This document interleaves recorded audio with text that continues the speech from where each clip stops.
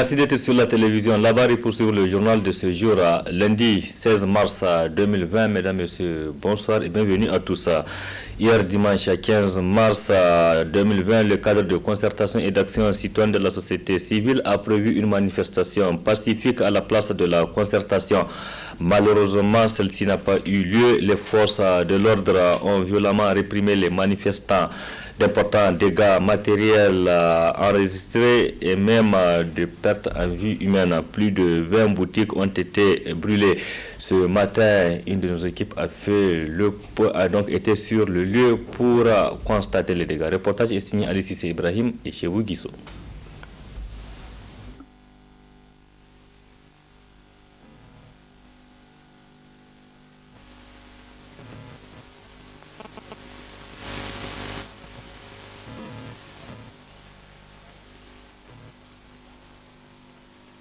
La tristesse vit sur les visages des commerçants du marché Tagbati dont les environs peinent à se débarrasser de l'odeur de gaz lacrymogène. En effet, au lendemain de l'incendie qui a ravagé le marché de Tagbati, le constat est le suivant. Selon le secrétaire général du syndicat des commerçants import-export et grossistes du Niger, Shekaro Sanigaro, 105 boutiques ont été détruites par les flammes. 3 personnes ont perdu la vie à cette malheureuse occasion. 2 hommes et une femme. Et selon les propos de Sani Shekaro, l'incendie provient d'un tir de gaz lacrymogène opéré par la police. De plus, selon Sani Shekaro, les commerçants de Tagbati ont été agressés dans leur activité qui n'a aucun lien avec la manifestation de la société civile. Aussi, pour manifester leur mécontentement, le syndicat de commerçants import-export et grossistes du Niger a demandé aux commerçants de Niamey d'observer aujourd'hui et demain le mot d'ordre de marché mort. Entre-temps, le procureur de la République, Chabou Samna, qui est venu sur place au marché de Tagbati se rendre compte de la situation, a fait la mise au point suivante. C'est trop tôt de tirer des conclusions sur les circonstances dans lesquelles c'est arrivé, mais on est en train de faire la situation des victimes, non seulement des pertes en vie humaine, mais également les dégâts matériels qu'il y a eu. Donc au stade actuel, on a arrêté 3 morts, dont 2 calcinés dans le feu. Et puis on a retrouvé aussi, parmi lesquels il y a un vieux, je pense qu'il a été pris par les flammes et la fumée. On a arrêté également 3 blessés, à l'heure actuelle 3 blessés, dont 2 graves au niveau de l'hôpital. Maintenant, la police judiciaire est sur le terrain pour mener des investigations pour voir les circonstances dans lesquelles c'est arrivé et puis faire un état des victimes, ou en tout cas des dégâts qui ont été enregistrés suite à cet incendie. Enfin, ce qui s'est déroulé au marché Tagbati est dramatique. Dès lors, il revient à la justice de situer avec rigueur qui en sont les responsables.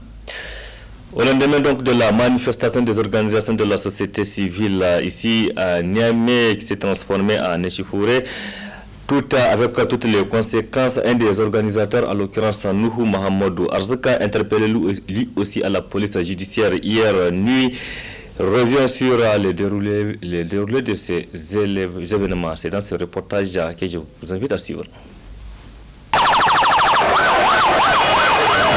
À Niamey, la journée du dimanche 15 mars 2020 a été très mouvementée. Des échauffourées ont eu lieu entre les éléments des forces de l'ordre et les citoyens sortis pour répondre à l'appel des organisations de la société civile. Une manifestation prévue pour soutenir les forces de défense et de sécurité et demander une suite judiciaire à l'affaire dite de l'audit du ministère de la Défense nationale. Qui a interdit la manifestation à laquelle nous avons participé? Elle est où? La manifestation, on n'a pas pu l'organiser parce que la manifestation, c'est le meeting, point. Et à la place de la concertation. Donc tout ce qui se passe ailleurs et en dehors de la place de la concertation où on a prévu de faire le meeting ne fait pas partie de ce que nous avons projeté et qui n'a pas été interdit. Et nos organisateurs qui ont fait la déclaration de manifestation, on a surveillé, veillé et s'assuré que personne d'entre eux n'a bénéficié d'une notification quelconque. Même pour que les gens puissent aller peut-être et dire qu'ils ont pris la décision et non pas, parce qu'ils ont l'habitude de faire ça. Prendre un arrêté antidaté et vouloir dire qu'ils ont pris l'arrêté, ils ont tenté. Une fois, on a eu des choses comme ça. Ils ont dit, ils ont cherché les gens, ils n'ont jamais notifié parce qu'ils n'ont jamais retrouvé les organisateurs en question pour les remettre les décisions des arrêtés qu'ils ont pris. Et donc, cette fois-ci, l'arrêté n'a même pas été pris. Parce que peut-être pour eux, le communiqué qu'ils ont fait, quand la question était pour arriver, le communiqué qu'ils ont fait était pour eux suffisant pour que les gens ne puissent pas participer au meeting. Or, il faut d'abord attendre qu'on organise le meeting, qu'il y ait plus de 1000 personnes. Et à ce moment-là, on peut nous interpeller pour dire comment vous avez accepté de faire un meeting qui a dépassé 1000 personnes alors que le communiqué a interdit des regroupements de cette nature. Cette manifestation a malheureusement dégénéré. D'importants dégâts matériels et humains ont été enregistrés. On parle de la mort de 3 personnes. Pour nous, Mohamed Arzika, les autorités sont seules responsables de cette affaire. Il y a bel et bien eu des manifestants qui sont venus dans l'espoir d'aller à leur meeting, mais qui n'ont pas pu aller à leur meeting et qui étaient là en train d'attendre de savoir quoi faire quand la police a chargé sur eux. Et ils se sont retrouvés en débandade dans toutes les allées. Dans toutes les allées. Voilà. Donc, ça là, il faut bel et bien qu'il y ait une enquête. Et il faut bel et bien qu'il y ait des têtes qui tombent, qu'il y ait des sanctions par rapport à ceux qui ont commis ça. Et on ne peut pas, nous, en tant que tel, nous imputer cette responsabilité. On a fait quoi? Rien du tout. Nous ne sommes que des victimes. Nous avons voulu faire une manifestation, on nous a interdit. On a un droit qu'on devait jouir, on nous a empêchés. Donc nous sommes les victimes du comportement de ces mêmes gens-là qui ont provoqué tout ce qui est arrivé par ailleurs. Devant la gravité de cette situation, les organisations de la société civile nigérienne comptent porter plainte pour que la lumière soit faite, déclare Nuhu Arzika, qui annonce d'ailleurs la poursuite de la lutte. Là, rendez-vous à la fin de ce journal pour suivre l'intégralité de la réaction de l'acteur de la société civile, Nuhu Mohamed Arzika, sur la manifestation d'hier. Il faut préciser toujours relativement à cette manifestation, au total 12 personnes ont été interpellées à la police judiciaire dans le cadre de la manifestation d'hier. Donc c'est entre hier et aujourd'hui. Il s'agit notamment de Moussa Tchangari de l'association Alternative Espace Citoyen, Halidou Munkela du Rotab, Michael Zodi et Moudi Moussa de TLP plus Karim Tanko et Seni Jibo. Il y a parmi eux aussi 6 étudiants, tous interpellés dans le cadre de cette manifestation. Ils sont poursuivis pour participation à une manifestation interdite. A versé sur cette même liste l'interpellation ce lundi du président du commerçant exportateur du Niger, El Hadji Sani Shekoro, dont son syndicat a appelé à une opération marché mort aujourd'hui, lundi et demain, mardi, sur l'ensemble du territoire de la ville de Niamey. Toutes ces personnes, il faut le préciser, ont été visitées ce lundi matin par une délégation de l'opposition, d'abord avec à sa tête El Hadji Mohamed Ousmane, et puis la délégation de la Commission nationale des droits humains, CNDH, conduite par son président, le professeur Khalid Ikri. Une délégation malheureusement qui a été d'ailleurs sommée de quitter le locaux de la police judiciaire par les responsables de la police nationale. Réaction juste à la sortie de locaux de la police judiciaire du président du CNDH, le professeur Khalid Ikri. Le constat donc, du dégât occasionné par cet incendie. Après ce constat, nous sommes rendus au niveau de la police judiciaire pour nous acquérir des conditions de détention et des personnes qui ont été interpellées au niveau de la police. Ces dernières nous ont affirmé qu'elles n'ont subi ni traitement inhumain dégradant, ni torture au cours de leur interpellation et également pendant leur séjour au niveau de la police judiciaire. Ceci nous a réconfortés. Et ça va donc tout droit dans les préoccupations, dans le rôle assigné à la Commission nationale des droits humains. Nous avons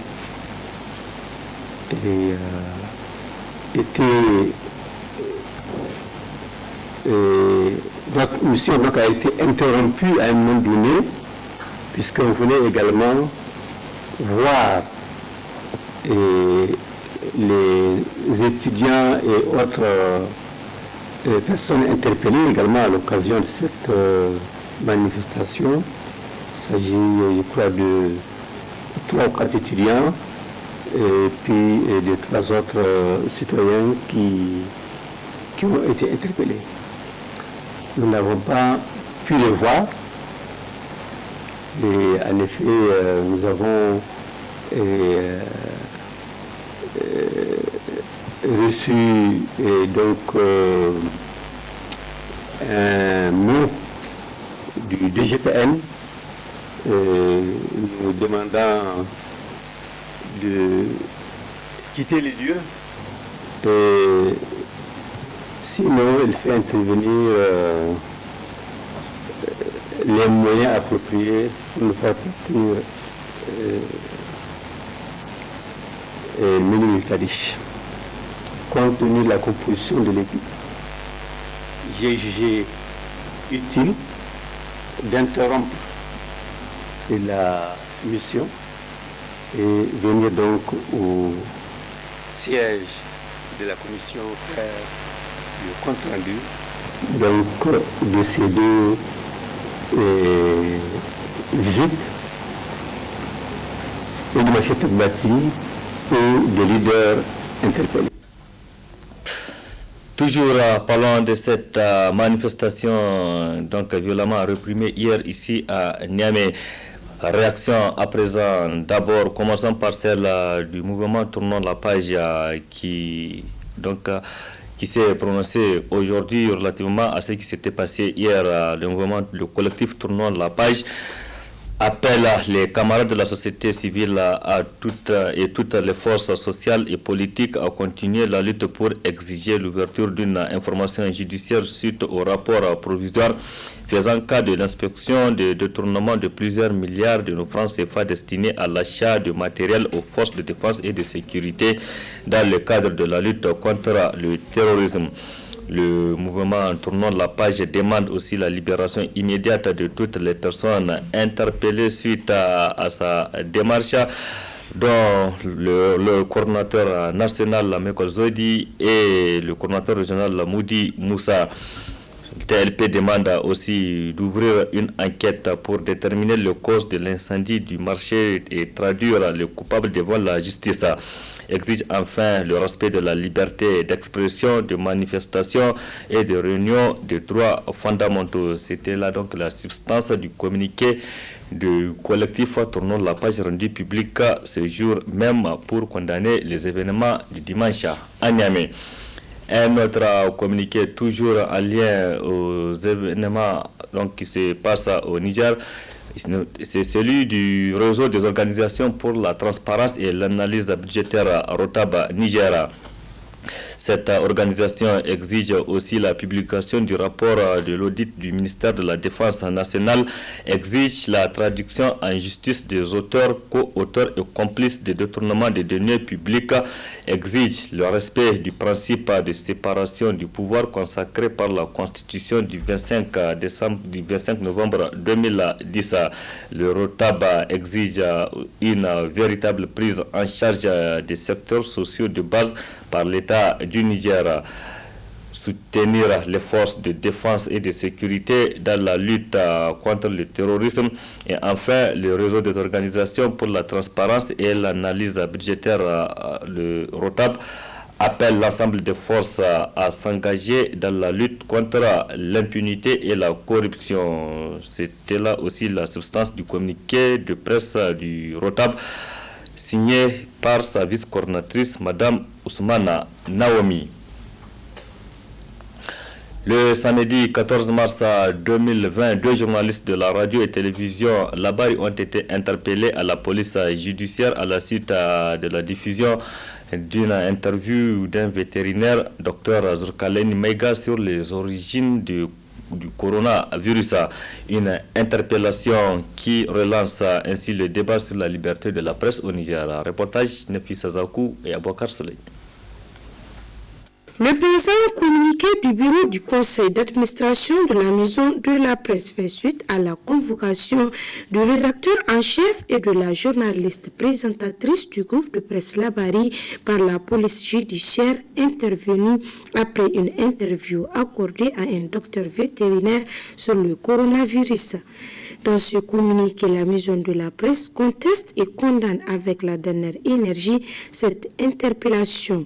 Alors, avec une telle convocation, est-ce qu'on peut dire que la liberté de la presse est menacée au Niger? Nous estimons que les médias, en interrogeant un spécialiste sur la question du coronavirus qui est aujourd'hui une pandémie et qui occupe l'actualité, c'est que ce média-là a fait son travail. C'est un travail qu'il a fait pour aider, pour accompagner le pouvoir public dans la sensibilisation de la population et permettre à cette population-là de bien comprendre le contour de cette question-là.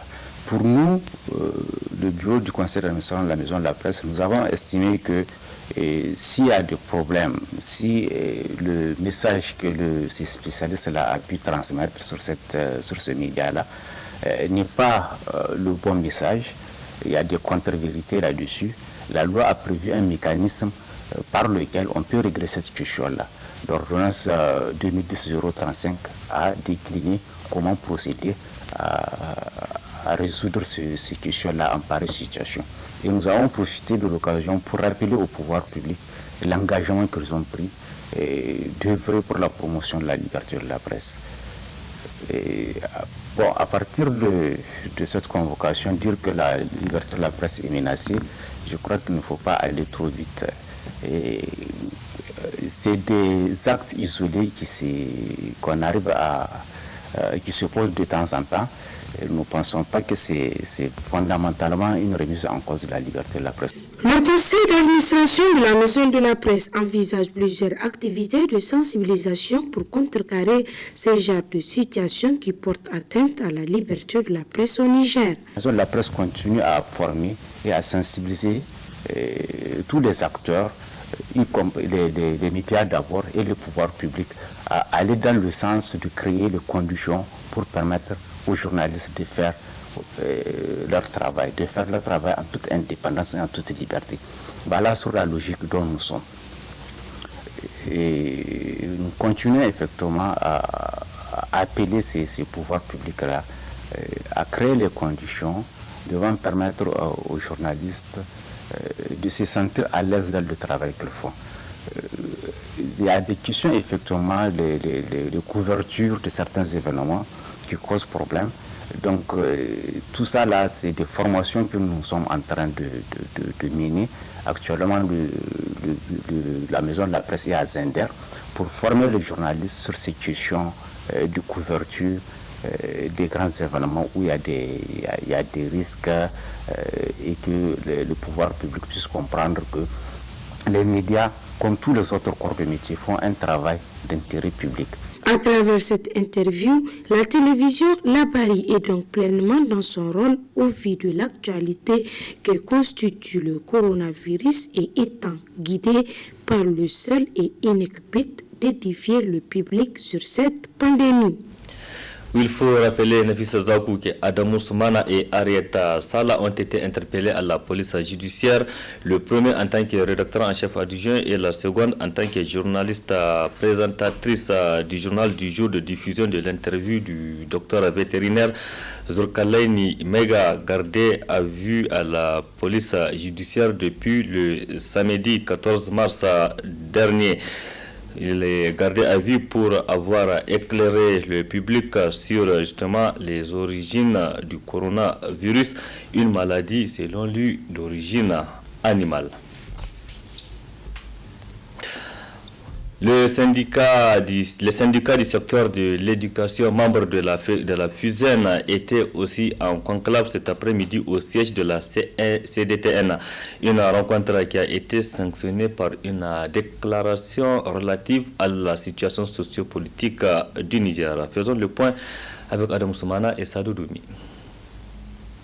Les militantes et militants des différents syndicats de l'éducation du Niger, regroupés au sein d'une même fédération unitaire, se retrouvent ainsi pour se pencher sur la situation sociopolitique du pays. Après une analyse approfondie de la situation, la FUSEN, tout en clamant toute son indignation, 1. Exige du gouvernement la transmission diligente de ce dossier aux autorités judiciaires. 2. Condamne les exactions et les menaces proférées par les groupes terroristes de notre pays et apporte son soutien aux forces de défense et de sécurité FDS qui luttent inlassablement contre ces forces du mal ainsi qu'aux enseignants en service dans ces zones d'insécurité souvent au péril de leur vie. Vu la question sanitaire relative à la pandémie du coronavirus qui sévit dans le monde, la FUSEN exige du gouvernement de prendre des mesures préventives efficaces contre ces fléaux. Aussi, abordant la situation socio-professionnelle, la FUSEN exige du gouvernement le respect des textes que le Niger a ratifiés et réaffirme son soutien à toutes les enseignantes et à tous les enseignants pour leur détermination malgré ces intimidations et les rassure de sa détermination aussi à les défendre vaille que vaille. La FUSEN se félicite du suivi du mot d'ordre de grève des 12 et 13 mars 2020 et demande aux camarades de rester mobilisés pour d'éventuels mots d'ordre. Vu la situation dégradante qui prévaut dans les universités publiques, la FUSEN exige du gouvernement un dialogue sincère et pérenne afin de trouver des solutions adéquates. Vu la restriction des libertés d'expression, de manifestation à toutes les organisations de la société civile, considérant l'utilisation des forces de l'ordre pour disperser la manifestation d'hier, dimanche 15 mars 2020 et occasionné des pertes en vies humaines et d'importants dégâts matériels, vu les arrestations de certains responsables de la société civile à la police judiciaire, la FUSEN condamne la violence sous toutes ses formes et d'où qu'elle vienne, présente ses condoléances aux familles des victimes, souhaite un prompt rétablissement aux blessés et exige la libération immédiate et sans condition de tous les camarades interpellés afin de laisser l'enquête suivre son cours normal. Par cette sortie médiatique, la Fédération unitaire des syndicats de l'éducation du Niger, affiliée à la CDTN, rejoint les autres forces vives de la nation dans leur combat pour réclamer justice dans l'affaire de l'audit du ministère de la Défense nationale et une amélioration de leur cadre de vie et de travail. Direction Tillabéri à présent, et c'est pour parler toujours de la manifestation de la société civile du 15 mars hier. Donc, les acteurs du cadre de concertation et d'action de la région du fleuve se sont retrouvés eux au siège de la Confédération nigérienne du travail CNT pour animer une conférence débat. Celle-ci a porté sur le thème la gouvernance actuelle dans la question sécuritaire, quelle contribution du citoyen dans une république qui se réclame démocratique. Un extrait de cette conférence animée par Adamou Oumarou, il est membre du cadre de concertation et d'action citoyenne de la société civile au titre de la région de Tillabéri. Aujourd'hui, on parle d'un audit qu'on a effectué sur 1700 milliards. Et c'est eux qui sont venus reconnaître. Le ministre même de la Justice a eu à le reconnaître. Je l'ai vu dans un élément de TV5 qu'il y a eu certes de détournement. Le rapport est déposé devant le bureau du président de la République. Tellement qu'on se moque des Nigériens, tellement qu'on se moque de notre intelligence, tellement qu'on sait que deux fois aussi, il faut le dire, que nous sommes incapables de nous réveiller, de nous battre. On fait un communiqué laconique, un communiqué insultant. Pour dire que c'est vrai, des gens n'ont pas livré, des gens ont livré du matériel défectueux, ils vont rembourser. D'autres ne l'ont pas livré. Ils vont rembourser, sauf celui qui ne va pas rembourser, son dossier sera présenté au juge. Je me demande, nous sommes dans combien de Niger? Y a-t-il un seul Niger ou bien il y en a deux? Parce que c'est quoi la question? L'injustice, elle est trop flagrante à ce niveau. Des gens qui ont volé des chèvres, des paquets de sucre. Des fois, certains ont volé, pas par mauvaise foi, pas parce que ce sont leur métier, parce qu'ils avaient faim. Ils ont tenté juste de subvenir à leurs besoins. Ils ont malheureusement peut-être été pris. Et ils ont même remboursé peut-être la chèvre qu'ils ont eu à voler. Ils courent plus devant dans les prisons. Ceux-là qui volent les milliards, on les laisse vaquer librement à leur occupation. Ça relève de toute notre responsabilité, à nous tous, de contraindre l'État, de contraindre le gouvernement à revenir sur la décision, à remettre le dossier là à la justice, pour que la justice fasse son travail. Pourquoi ce n'est que les pauvres qui sont jugés par la police et la justice? Pourquoi ceux-là qui animent l'action publique, on ne peut pas les mettre à la disposition de la justice? Mais, chers camarades, ce qui nous incombe, c'est de nous réveiller, de sortir de notre hibernation, de nous dire que personne ne peut venir. Il n'y aura pas un messie qui va venir pour nous sauver. C'est à nous de nous sauver. C'est à nous de contraindre ces régimes à faire ce que nous voulons. C'est à nous de les contraindre à être justes envers tous les citoyens. C'est à nous de les contraindre à ne pas nous voler. Tout ce que nous sommes en train de faire aujourd'hui, c'est parce qu'on se dit qu'on a un peu de sécurité. Le cheikh Abdelmoumou, paix à son nom, quand il parle de sécurité, il larmoie à chaque fois. Parce qu'il dit que tout ce que tu es en train de faire, même sur les choses les plus illicites là, c'est lorsqu'il y a la paix que tu arrives à le faire. Lorsqu'il n'y a pas la paix, tu ne peux pas le faire. Mais nous voyons aujourd'hui au Niger, particulièrement notre région, nous sommes indifférents par rapport à la question sécuritaire. Pendant que d'autres qui ne sont même pas concernés, c'est eux qui s'alarment pour nous. Mais nous qui sommes même au cœur de l'insécurité, on se tait. Soit nous sommes inconscients, excusez-moi, soit nous sommes des lâches. C'est de deux choses libres. Autre aspect de cette édition, c'est pour parler d'un public reportage pour évoquer les actions menées par le Conseil nigérien des utilisateurs de transport public CNUT sous la houlette de son directeur général Mohamed Itta Abdoulaye en vue de renforcer ses relations de partenariat. Ce dernier se veut sur la base d'une collaboration gagnant-gagnant comme vous allez le découvrir dans cet élément. Représenter et protéger les intérêts des utilisateurs des transports publics, assurer la maîtrise du fret généré par le commerce extérieur du Niger, assistance aux chargeurs et aux transporteurs au port de transit et le long des corridors. Telles sont là, entre autres missions auxquelles s'attelle le directeur général du Conseil nigérien des utilisateurs des transports publics CNUT, M. Mohamed Itta Abdoulaye, depuis sa nomination à la tête du dit conseil. Comme en témoignent les récentes missions entreprises au Bénin et au Togo. Pour la première étape, le CNUT a sollicité le médiateur du Niger, Maître Ali Sirfimega, afin d'intercéder auprès de son homologue du Bénin pour conduire à bien la médiation sur le différend relatif à plusieurs dossiers de contentieux entre le CNUT et ses partenaires béninois. Il s'agit notamment des dossiers sur le recouvrement des créances, sur la commission de rémunération des services du CNUT par les armateurs, la réactivation du dossier relatif à la déconsignation de la compte forfaitaire spéciale ASF correspondant à 9563 dossiers transmis depuis 2007 et la clarification de la situation de ce dossier de 2007 à 2020. L'accélération de la procédure de l'obtention du titre foncier de la résidence du représentant et le siège de la représentation du CNUT à Cotonou.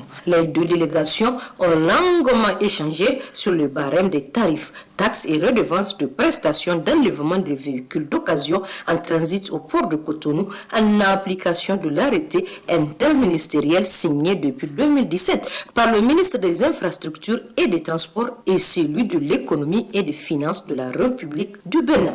Conformément donc à cet arrêté, les acheteurs et importateurs des véhicules d'occasion sont appelés à être vigilants par rapport aux taxes et à compte remboursable indiqués clairement dans le dit arrêté. La partie nigérienne a demandé la réactualisation de l'arrêté relatif à la déconsignation afin de déterminer la structure destinataire des remboursements, ce qui n'est pas le cas actuellement. À noter que plusieurs dizaines de milliards de francs CFA appartenant aux Nigériens sont bloqués au Bénin. La médiation a été conjointement menée par le médiateur du Niger, Maître Ali Sefi Maïga, et son homologue béninois, Joseph Nyolonfou. Quant à l'étape du Togo, elle a aussi permis d'échanger avec les transporteurs nigériens qui opèrent sur la plateforme portuaire de Lomé et de prendre leurs avis relativement à l'enlèvement du fret stratégique afin de rendre compte aux autorités compétentes nigériennes. La concertation avec ces Nigériens a permis de discuter sur un certain nombre de problèmes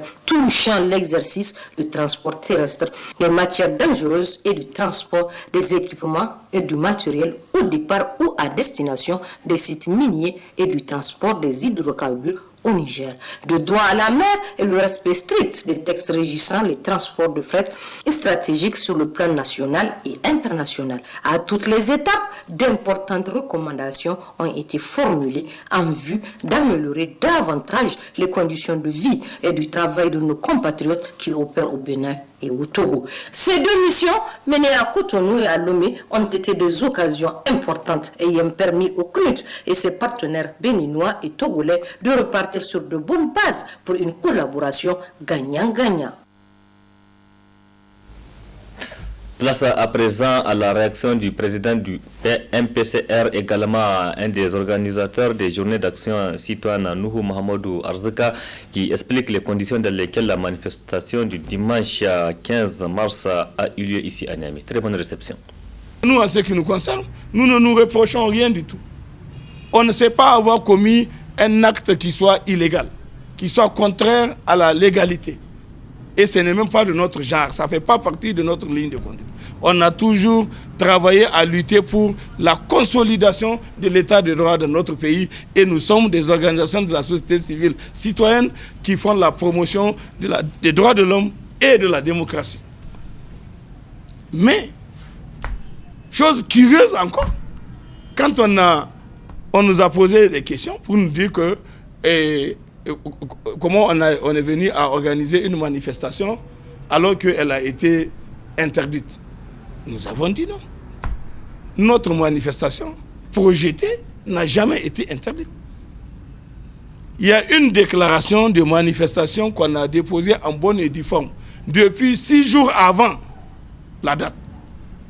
6 jours, depuis le lundi. Normalement, s'il y avait un problème pour la tenue de notre manifestation, on devait pouvoir nous le signaler. La loi 2004-045 de 8 juin 2004 qui porte sur le régime de la liberté de manifestation dans notre pays a indiqué la procédure. Et nous la connaissons très bien. Et c'est sur la base de ça que nous avons agi. Nous avons déclaré notre manifestation. Elle n'a pas fait l'objet d'interdiction formelle. Normalement, quand vous déposez une déclaration de manifestation, 72 heures au plus tard, le maire, s'il a l'intention d'interdire, il doit notifier sa décision 72 heures après. Donc 72 heures du lundi, normalement au jeudi. Le jeudi, on doit être informé par un acte que l'interdiction est décidée au niveau de la mairie. Cette interdiction n'a jamais été prise, elle ne nous a jamais été notifiée et nous avons considéré que donc, notre manifestation n'a pas d'obstacle à sa réalisation. Et on était là quand dans l'après-midi, disons dans la soirée, 20h du vendredi, à la télé, on s'est rendu compte dans le compte rendu du Conseil des ministres que le Conseil des ministres qui a eu lieu le vendredi, ce Conseil des ministres a décidé pour d'autres raisons qu'il faut prendre des mesures pour empêcher les regroupements des citoyens de plus de 1000 personnes. Surtout des regroupements à caractère politique, sportif et culturel. Nous ne sommes pas dans ce cas. Nous sommes des organisations de la société civile. Notre action est une action citoyenne, elle est une action sociale. Elle n'a pas un objet politicien, ni politique. Même si les questions que nous dénonçons sont des politiques publiques. C'est des comportements de gouvernance qui ne sont pas en train de nous transformer en politiciens. Ce que nous dénonçons, c'est l'impunité. Ce que nous dénonçons, c'est la corruption. Ce que nous dénonçons, c'est le dossier du ministère de la Défense qui a mis en évidence à partir d'une inspection qu'il y a eu des affaires gravissimes au niveau de ce ministère, qu'il y a eu des détournements massifs des ressources au niveau de ce ministère et que la manière dont la chose semble être gérée ne donne pas satisfaction à l'espoir que nous fondons à ce qu'il n'y ait pas d'impunité dans le traitement de ce dossier. Le Conseil de ministres intervenu, non, la déclaration du porte-parole du gouvernement qui a parlé au nom du gouvernement le 26 février est venu pour pratiquement nous motiver à notre action. Parce que dans son intervention, il a pu dire que le gouvernement, au regard de ce qui est intervenu, il a décidé un certain nombre de mesures, c'est-à-dire qu'il va lui-même gérer la question, demander à certaines personnes de venir rembourser et c'est quelques personnes, quelques agents qu'on va éventuellement et poursuivre s'il arrive que... Or, nous avons estimé que le dossier-là ne doit pas être traité comme ça. Nous sommes dans un état de droit. Le rôle et la responsabilité des acteurs sont très bien définis. Ça, c'est très clair et c'est net. Et s'il est mis en évidence qu'il y a eu des choses qui relèvent de la justice, alors c'est le pouvoir judiciaire qui doit s'en occuper et non un autre. Donc nous sommes dans la voie de dire qu'il faut revendiquer ça. C'est ça l'idée, notre démarche. Donc nous ne voyons pas en quoi notre action a un caractère politique pour qu'on considère qu'on doit se sentir concerné par le communiqué qui est fait par le Conseil des ministres et par le maire de la ville, qui a posé la problématique d'un communiqué qui concerne les regroupements à caractère politique, sportif et culturel et qui dépassait 1000 personnes. Nous, notre déclaration, c'est un appel qu'on a fait aux citoyens. On ne nous a pas interdit la manifestation. C'est pour ça que nous avons continué à maintenir l'appel, y compris après le communiqué du président de la ville, notamment le samedi 14. On a fait un point de presse dans lequel on a fait le point de la situation et à Niamey et à l'intérieur du pays parce que notre action est une journée d'action citoyenne qui est nationale, qui concerne toutes les régions du pays, de Difa à Tillabéri, de Zender à Maradi, à Dosso. Partout, on avait, dans le cadre de la journée d'action citoyenne, des activités précises que nous avons projeté de faire pour animer cette journée du 15 mars 2020 comme journée d'action citoyenne dans notre pays. Donc, à Niamey, c'était un meeting. Il n'a pas fait l'objet d'interdiction, on a fait l'appel pour maintenir. Maintenant, ce qui est arrivé, c'est que de façon illégale, nous avons considéré que notre meeting n'étant pas expressément interdit, donc tous, on était en train de chercher à aller au lieu du meeting. Et on est arrivé, et la plupart de ceux qui sont arrivés déjà ont constaté qu'il y a un cordon des forces de défense et de sécurité sur toutes les allées qui mènent à la place de la concertation. Et on a été surpris que de telles mesures soient prises, dans la mesure où on n'a pas considéré que le meeting est interdit et le communiqué ne veut pas dire ça. Ça n'a rien à voir.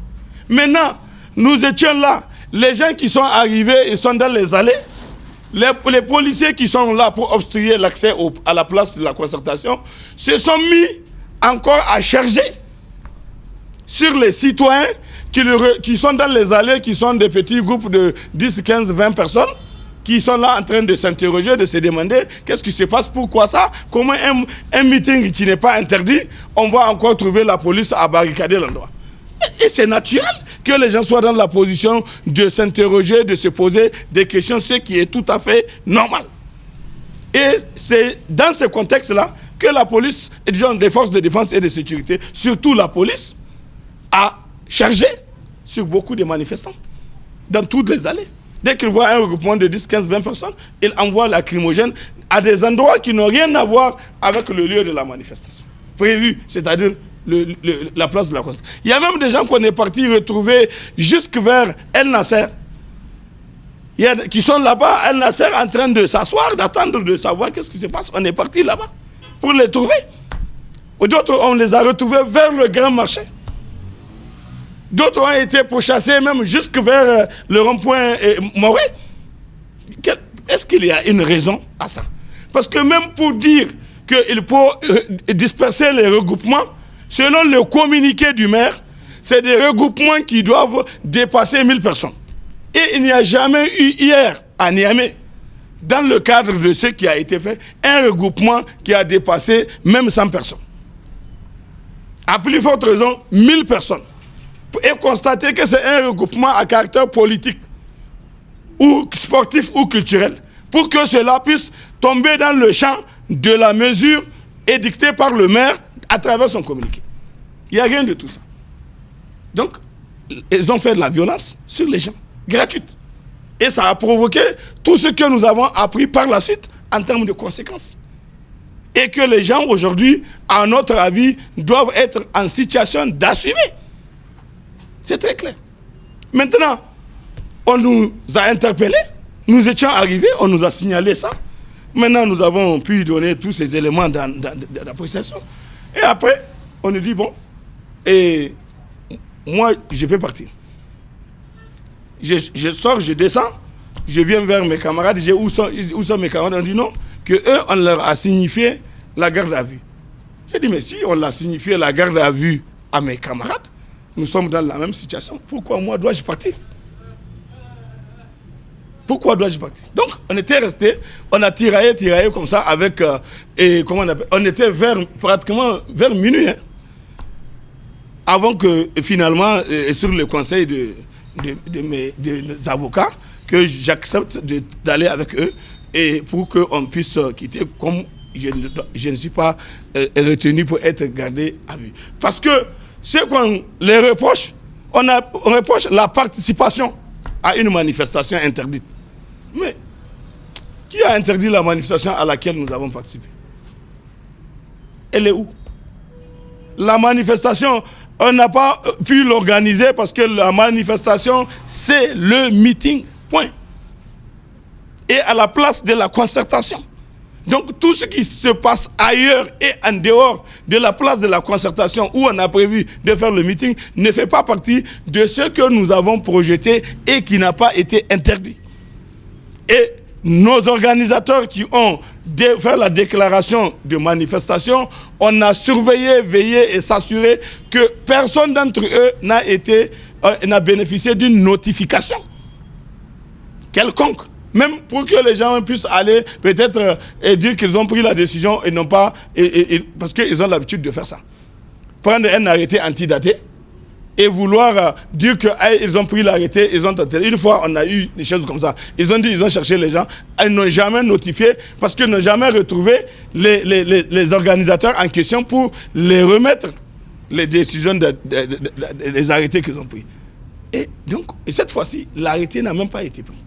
Parce que peut-être pour eux, le communiqué qu'ils ont fait, quand la question était pour arriver, le communiqué qu'ils ont fait était pour eux suffisant pour que les gens ne puissent pas participer au meeting. Or, il faut d'abord attendre qu'on organise le meeting, qu'il y ait plus de 1000 personnes. Et à ce moment-là, on peut nous interpeller pour dire comment vous avez accepté de faire un meeting qui a dépassé 1000 personnes alors que le communiqué a interdit des regroupements de cette nature. On n'a pas donc pu faire le meeting. Donc on n'a jamais pu regrouper les gens pour même savoir si on peut atteindre 1000 ou pas.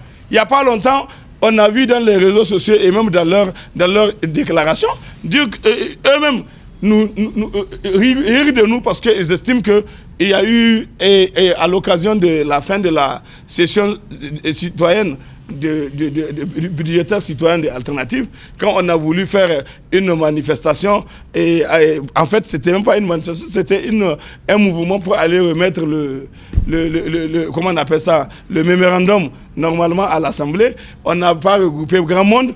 Les gens se sont mis à applaudir qu'on ne représente personne. On a même une minorité. Et le président de la République lui-même, dans un entretien qu'il a fait, a considéré que nous sommes seulement des bavardeurs, mais en réalité, on ne mobilise plus personne. On n'arrive pas à mobiliser grand monde. Donc, il n'y a pas à penser qu'a priori, on pouvait même mobiliser plus de 1000 personnes. Donc, il fallait qu'ils acceptent d'attendre qu'on constate qu'on a mobilisé plus de 1000 personnes pour considérer, en ce moment-là, s'ils nous demandent de quitter et on refuse de quitter, on peut nous reprocher l'organisation d'une manifestation illégale qui a dépassé les 1000 personnes qu'on a demandé. Ça n'a pas été le cas. Actuellement, à l'heure où nous parlons parmi nos camarades, nous avons, j'ai laissé hier 4. On était, il y a Moussa Djangari, il y a Halid Munkela, il y a Karim Tanko, il y a un autre camarade qu'on appelle Seyni Jibo. Ça, c'est les Karim Tanko et Seyni Jibo là, eux, ils ont été pris à leur fada à côté de El Nasser. C'est là-bas qu'on les a pris. Ils sont là-bas assis en train de commenter la situation qu'ils observent. Parce que quand même, la place de la constatation et El Nasser, on peut dire que c'est à milieu. Parce que ce qui se passe à la place de la concertation, on peut le faire sans que quelqu'un qui est à El Nasser ne puisse même se rendre compte ou savoir ce qui se passe. Donc ils étaient là-bas, c'est leur fada, comme d'habitude, ils ont l'habitude d'être là-bas. Ils étaient là-bas. Maintenant, et tout à l'heure ce matin, et nous avons aussi appris qu'ils ont demandé à ce que notre camarade Michael Zodi et Moudi Moussa, qui est même entre autres votre collègue, parce que c'est un journaliste comme vous, il est secrétaire aussi de comment on appelle ça, de Synatic. Donc, c'est votre secrétaire général de Synatic, syndicat des agents privés, c'est ça? Voilà. Donc, ils ont été appelés pour certainement, eux aussi, qu'on leur pose des questions et on va savoir, dès qu'on finit cet échange-là, on va directement là-bas pour aller nous enquérir de l'évolution du dossier. Parce que ce que nous ne comprenons pas, c'est que voilà les commettants de la faute qui ont fait l'abus de pouvoir. Et c'est nous, des citoyens victimes d'abus et d'injustice. C'est nous qu'on dérange. On a prévu de faire une manifestation. Elle n'a pas été interdite. Elle a été obstruée par la mobilisation des forces qui sont venues empêcher que ça se passe. Exactement comme ce qui est arrivé à Maradi. À Maradi, nous avions prévu, dans le cadre de la journée d'action citoyenne à Maradi, de faire une marche suivie de meeting qui doit commencer d'un point à un autre qui est bien précisé, le siège de l'USTN là-bas, et puis la tribune où le meeting devait se faire. Le maire ayant pris la décision d'interdire la manifestation, nous avons eu le temps d'attaquer la décision. On a attaqué la décision devant le juge. Et le juge de référé a estimé que effectivement la décision du maire est illégale. Et il a ordonné, expressément il a même dit, il ordonne la manifestation prévue pour le 15, sur la décision qu'il a prise. Maintenant, quand il a pris cette décision, nous considérons qu'il n'y a aucun obstacle à la réalisation de notre activité à Maradi, même qu'il y a le communiqué du gouvernement. Le communiqué du gouvernement, on cherche à savoir ça représente quoi. Parce que quand un gouvernement prend une décision, elle doit se traduire en un acte de gouvernance qu'on peut apprécier. Si c'est un décret, si c'est un projet de loi, on peut apprécier. Si c'est un décret que le gouvernement a pris, c'est un décret, donc c'est un acte administratif, un acte de gouvernement qu'on peut attaquer devant le juge. On peut attaquer pour dire on n'est pas d'accord. Et il y a des actes aussi qu'on ne peut pas attaquer parce que c'est au gouvernement que la loi reconnaît le pouvoir réglementaire de déterminer aussi et conduire la politique de la nation. Donc on n'est pas contre que le gouvernement, s'il y a une réalité qui puisse l'obliger à faire ça, mais là on s'est rendu compte que la décision du gouvernement, ça on l'a dit dans notre commentaire du samedi, que la décision du gouvernement, elle vient obstruer un droit constitutionnel. La liberté d'aller et venir, la liberté de réunion, la liberté d'association, la liberté de manifestation. C'est un droit constitutionnel. C'est la Constitution qui garantit ça. Et ce que la Constitution garantit, on ne demande pas la permission du gouvernement. Et la loi dit que les droits et libertés là s'exercent dans le cadre des lois et règlements en vigueur. Les lois et règlements en vigueur, c'est les lois et règlements en vigueur connus à l'avance. Vous ne pouvez pas décider de façon improvisée une décision et vouloir considérer que la décision, sans avoir fait l'objet de publications régulières qui va permettre à tout le monde d'être au courant que la décision est prise pour qu'elle puisse être opposable au tiers. Nous sommes dans un état de droit. On n'est pas dans un état d'exception. Pour que les gens fonctionnent comme s'il suffit de penser à une chose, on décide et illico presto, on exécute. Non, ce n'est pas ça. L'état de droit, c'est l'état de la prévisibilité légale des actes possibles. Tous les actes qui sont censés être posés par tout le monde, la loi et les règlements l'ont déjà prévu. Ce qui n'est pas prévu, alors on attend de le prévoir dans les conditions régulières avant de prétendre vouloir l'appliquer à quelqu'un. Voilà pourquoi nous estimons que dans ce qui est en train de se passer aujourd'hui, il y a une volonté délibérée du gouvernement d'obstruer aussi les citoyens dans la jouissance de leurs droits et libertés. Et pour ça, on a même eu un échange avec la Commission nationale des droits humains. On a fait 2 heures de temps, la veille même, le samedi nuit, de 23h à 1h30 du matin. On était en discussion au niveau de la commission parce qu'on voulait, voulait savoir ce qui se passe à notre niveau et ce que nous avons aussi à nous, ce qu'on a. Parce que c'est eux que la Constitution a dit.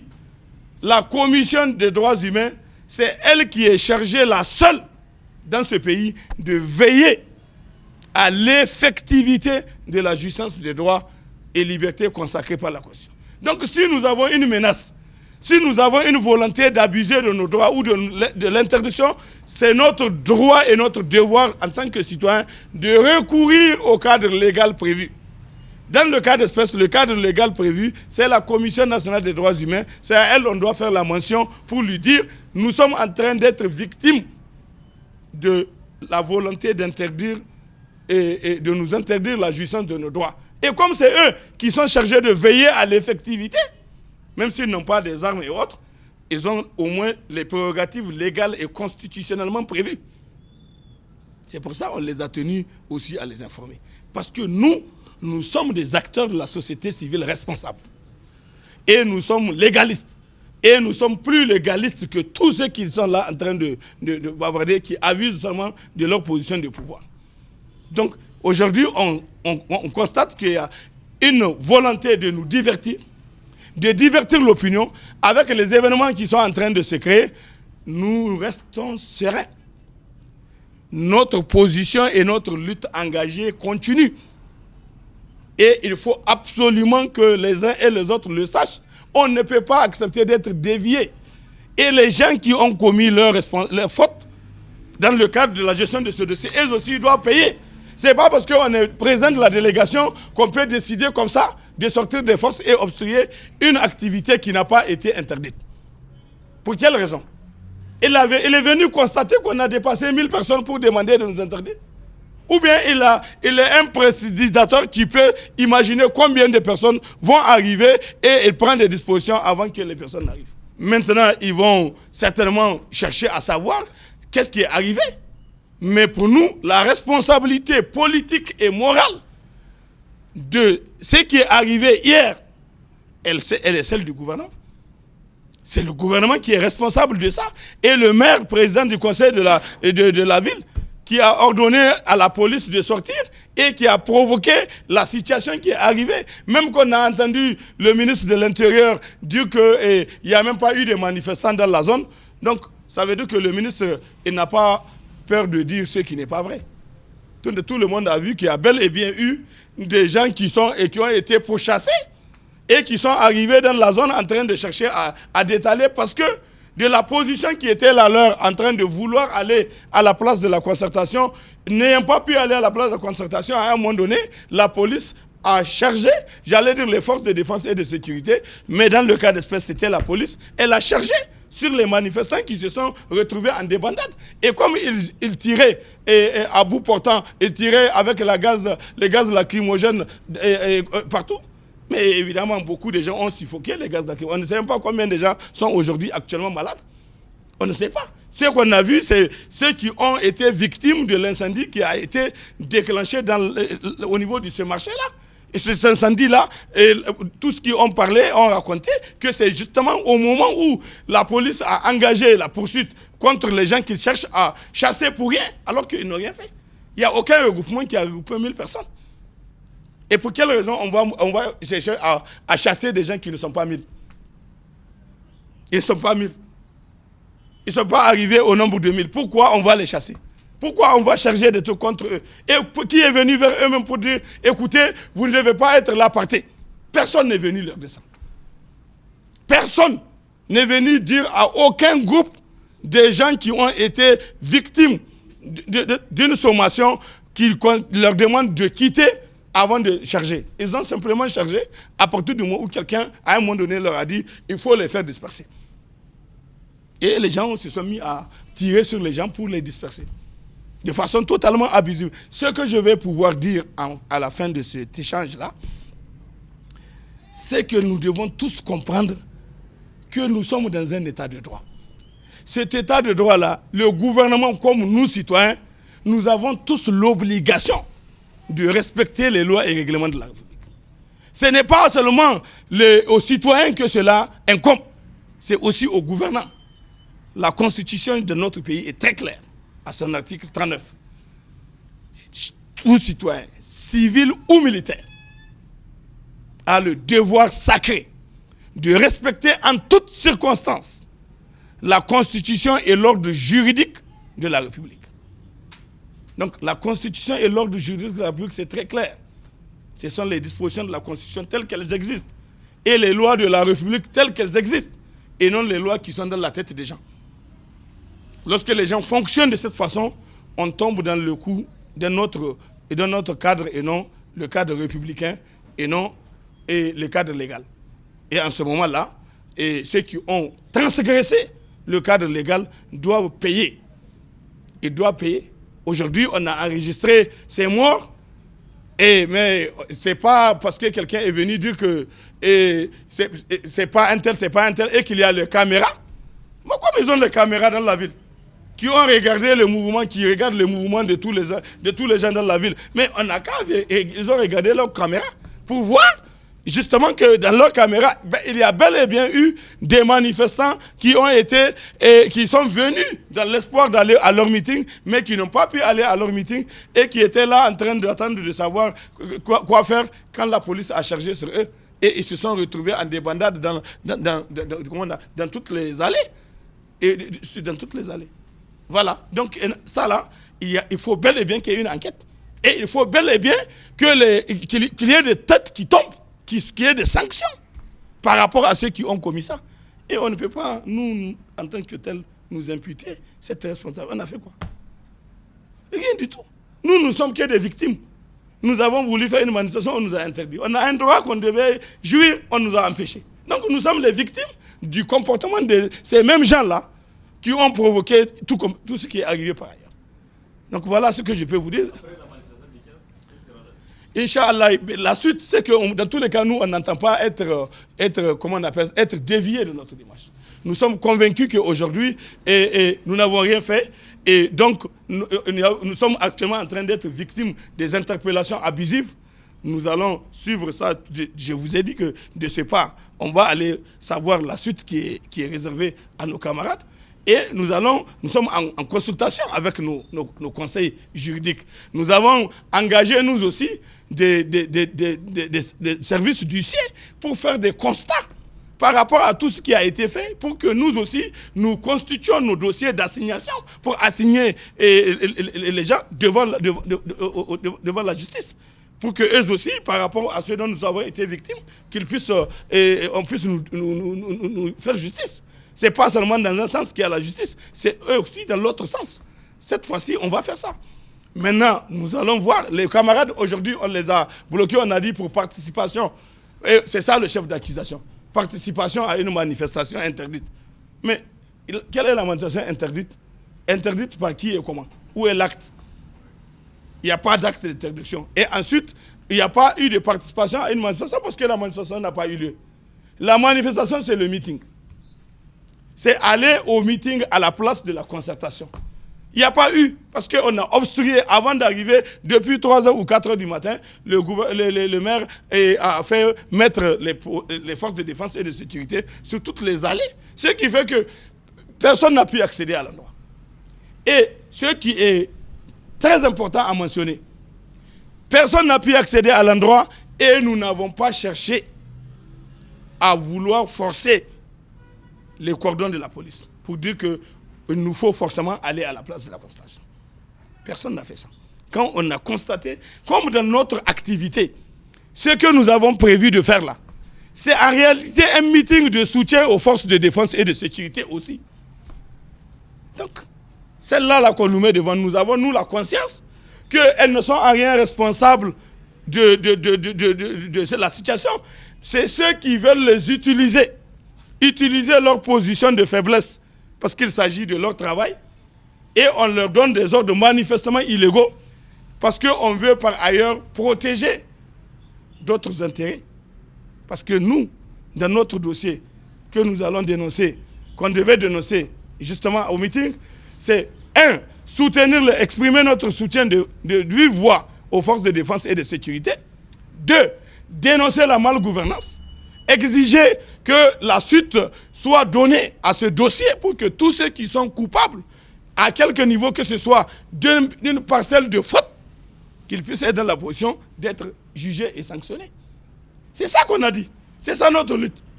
Donc aujourd'hui, on n'a pas pu faire le meeting, mais cela ne veut pas dire qu'ils ont atteint leur objectif de nous divertir ou de nous diviser ou de nous distraire, pour qu'aujourd'hui on considère que bon, maintenant c'est fini, donc on a pu empêcher la manifestation, ça va passer comme ça. Non, nous sommes dans un état de droit, on va aller devant le juge pour que le juge tranche entre eux et nous.